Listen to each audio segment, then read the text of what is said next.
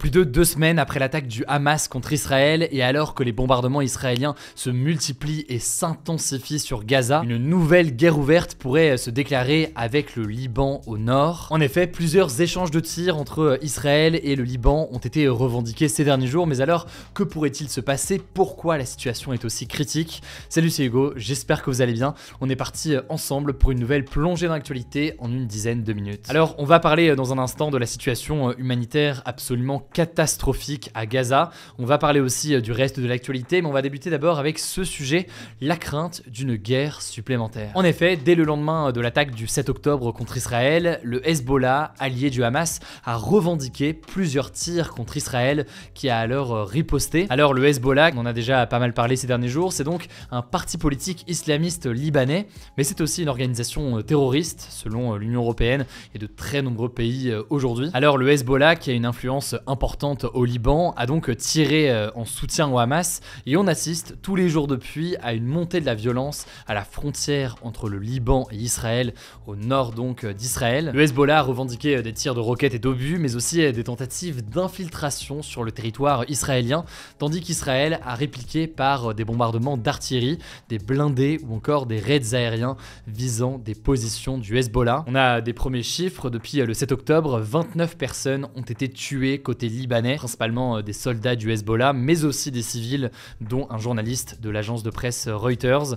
Côté israélien, 4 personnes ont été tuées, dont 3 soldats. Alors, face à cette montée des tensions, le premier ministre israélien Benjamin Netanyahou a déclaré ce dimanche que le Hezbollah, je cite, ferait l'erreur de sa vie s'il entrait en guerre contre Israël, car Israël, et je le cite toujours, frappera avec une puissance inimaginable et qui sera dévastatrice pour l'État du Liban. Il a également affirmé que cela leur fera regretter, je cite, la seconde guerre du Liban. Cette guerre, elle a éclaté à l'été 2006 entre Israël et le Hezbollah. Elle avait mené en 33 jours à la mort de plus de 1200 personnes côté libanais et 160 côté israélien. Mais alors, y a-t-il un risque qu'une véritable guerre soit déclenchée entre Israël et le Hezbollah au Liban? Et bien ce samedi, le numéro 2 du Hezbollah a mis en garde Israël en estimant, je cite, que en fonction des événements, s'il apparaît qu'un événement réclame une intervention de leur part, eh bien ils le feront. Et cet événement en question est dur à estimer, mais certains estiment que l'invasion terrestre du territoire palestinien de Gaza par l'armée israélienne pourrait être un cap important. Par ailleurs, on peut aussi noter que Israël avait annoncé vendredi l'évacuation de Kiryat Shmona, qui est une ville israélienne proche de la frontière libanaise où vivent environ 25 000 personnes. Et ce dimanche, le gouvernement israélien a annoncé l'évacuation de 14 collectivités supplémentaires dans la zone, alors que de nombreux habitants avaient déjà fui. Par ailleurs, l'armée israélienne a déployé de nombreux réservistes, donc des soldats qui ont été rappelés par l'armée dans le nord du pays, à la frontière avec le Liban. On observe des mouvements assez similaires du côté libanais. Plusieurs milliers de civils ont déjà fui les régions à la frontière avec Israël pour se réfugier davantage au nord du Liban. Et le Hezbollah a déployé plusieurs dizaines de milliers d'hommes à la frontière. À ce propos, il faut noter d'ailleurs que le Hezbollah est beaucoup plus puissant selon certains que le Hamas. Il dispose selon certains spécialistes de beaucoup plus d'armes et d'une armée très importante de plusieurs dizaines de milliers de soldats. Bref, montée des tensions quand même ces derniers jours, mais une fois qu'on a dit ça, eh bien aucune attaque massive, disons, n'a eu lieu dans cette zone comme il y a pu en avoir dans le passé, et ça pourrait être dû à plusieurs raisons. Alors la première raison potentielle, c'est que le Hezbollah est aujourd'hui largement soutenu par l'Iran. Il faudrait donc a priori qu'il ait l'accord de l'Iran pour intervenir. Or, en s'attaquant à Israël, eh bien, le Hezbollah pourrait considérablement s'affaiblir, alors qu'aujourd'hui, il constitue un vrai atout pour l'Iran, qui est un ennemi juré d'Israël. Autrement dit, il pourrait y avoir des discussions entre le Hezbollah et l'Iran sur le fait de réellement attaquer Israël, et cette attaque pourrait être potentiellement risquée. Autre raison que l'on peut noter, le Hezbollah pourrait être critiqué par une partie de la population libanaise en cas d'attaque sur Israël. L'un des éléments avancés, c'est notamment la situation économique du pays, qui est au plus bas depuis de nombreuses années. Alors je vous renvoie à nos actus du jour sur le sujet. On avait par ailleurs été en reportage au Liban il y a près de 3 ans. On avait déjà souligné les conditions économiques catastrophiques et un état au bord de la faillite au Liban. Certains estiment donc que entraîner le Liban de fait dans cette guerre avec Israël pourrait avoir des conséquences très importantes et des conséquences négatives d'un point de vue économique pour le pays. Il y a donc ces débats en interne au Liban et puis plus largement en fait, selon Simachine, qui est responsable du programme Iran à l'Institut national d'études de sécurité et qui est interrogé par le journal Le Monde. En réalité, le Hezbollah ne cherche pas forcément à réellement attaquer Israël. L'un des objectifs serait potentiellement en fait de garder l'armée israélienne occupée entre guillemets à la frontière avec le Liban pour, je cite, faire tout ce qui est en leur pouvoir pour empêcher les Israéliens d'envahir Gaza. Autrement dit, potentiellement pas d'attaque massive de la part du Hezbollah, mais des frappes régulières pour maintenir une présence de l'armée israélienne à la frontière avec le Liban et tenter de ralentir une invasion terrestre de Gaza par l'armée israélienne. Bref, dans tous les cas, vous aurez compris, il va falloir suivre avec beaucoup d'attention la situation actuellement au Liban et en Israël. Il faudra suivre aussi les déclarations ou autres de l'Iran, ennemi juré d'Israël et soutien pas très caché du Hamas ou encore du Hezbollah. On suivra aussi la situation en Syrie ou encore au Yémen. Je vous mets des liens directement en description pour en savoir plus. Alors avant de passer aux actualités en bref, je voulais aussi qu'on fasse un point sur la situation humanitaire dans la bande de Gaza. Une situation tout simplement catastrophique selon l'Organisation des Nations Unies et qui empire jour après jour.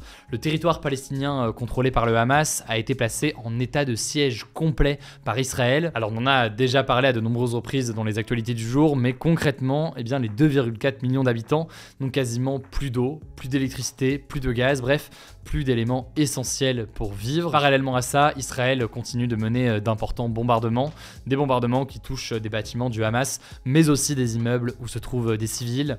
Selon l'Organisation des Nations Unies, qui a plusieurs agences à Gaza, les hôpitaux sont submergés de blessés et les enfants, je cite, meurent à un rythme alarmant. Selon les chiffres transmis par le Hamas, on compte plus de 5000 morts, un chiffre précis qui est dur à vérifier dans l'état actuel des choses, mais qui va dans le sens des déclarations des ONG, des journalistes et de l'ONU sur place, qui estiment que le bilan humain est très important et qu'il ne fait que s'alourdir jour après jour. Alors ce week-end, 34 camions d'aide humanitaire sont arrivés à Gaza depuis la frontière avec l'Égypte, un nombre totalement insuffisant selon l'ONU, car il faudrait environ 100 camions d'aide humanitaire par jour pour venir en aide aux habitants. Ce dimanche, le président américain Joe Biden et le premier ministre israélien Benjamin Netanyahou ont annoncé que la bande de Gaza allait bénéficier, je cite, d'un flux continu d'aide humanitaire, alors qu'un troisième convoi est entré ce lundi.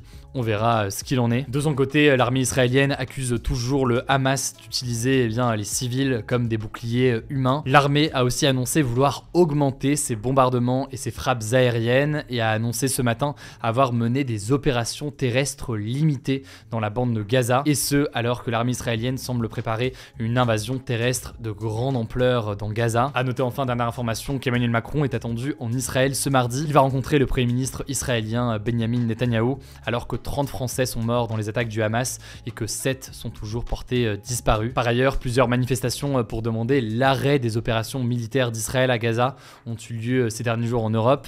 C'était le cas par exemple ce dimanche à Paris, une manifestation qui a rassemblé près de 15 000 personnes selon la police, 30 000 selon les organisateurs. Elle s'est déroulée globalement dans le calme. Bref, on va suivre l'évolution de la situation, que ce soit ici en podcast audio ou alors sur Instagram.